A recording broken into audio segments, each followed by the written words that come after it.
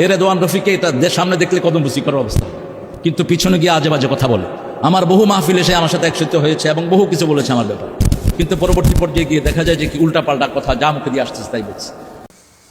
মাওলানা তারেক মনোয়ার সাহেবের এই একটা বড় সমস্যা, তিনি যখন বক্তব্য দেন তখন কি বক্তব্য দেন, কি বলেন, কি বলছেন, কি বলতে চাচ্ছেন তিনি নিজেও জানেন না। বাংলাদেশে প্রসিদ্ধ যত বক্তা আছে, যেহেতু তারা মিডিয়ার সামনে অনেক বেশি কথা বলে, তো সবাই মোটামুটি কথা বলে, কিন্তু তারেক মনোয়ার সাহেব সবচেয়ে বেশি বিতর্কিত। আপনারা একটু খেয়াল করে দেখবেন, তারেক মনোয়ার সাহেবের একটি সময় ছিল যখন তিনি অনেক বড় বক্তা ছিলেন, কিন্তু দিন যত গড়িয়েছে তারেক মনোয়ার সাহেবের তত বেশি অধঃপতন হয়েছে। এর অন্যতম কারণ হচ্ছে তিনি যখন বক্তব্য দেন তখন লাগামহীন বক্তব্য দেন।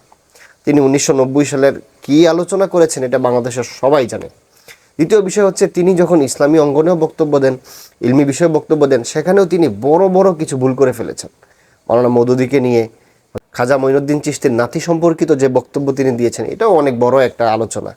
তো যাই হোক, মাওলানা তারেক মনোয়ার সাহেবের একটি সমস্যা হচ্ছে তিনি কি বলেন, কাকে নিয়ে বলছেন এটা তিনি কখনো চিন্তা করেন না। এই বক্তব্যের মধ্যেও তিনি এমন কিছু আলোচনাই করেছেন যে মুফতি রিজওয়ান রফিক পিছনে অনেক কথা বলে, কিন্তু সামনে যখন আসে তখন কদমবুচি করে। মাওলানা তারেক মনোয়ার সাহেব, আপনি এমন কেউ হয়ে যাননি যে আপনাকে কদমবুচি করতে হবে।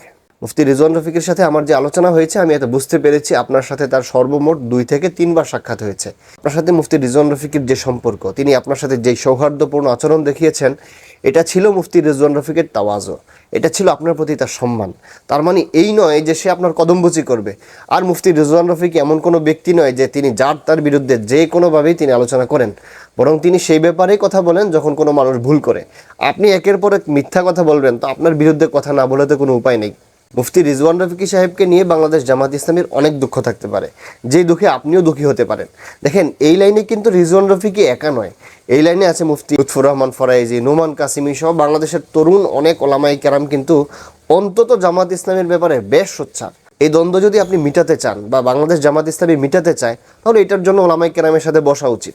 আপনারা বসেন, আপনাদের নিয়ে রিজওয়ান রফিকি সাহেবদের যে আপত্তি আছে এগুলো সমাধান করে ফেলেন, তাহলে এর পিছনে এত কথা বলতে হয় না।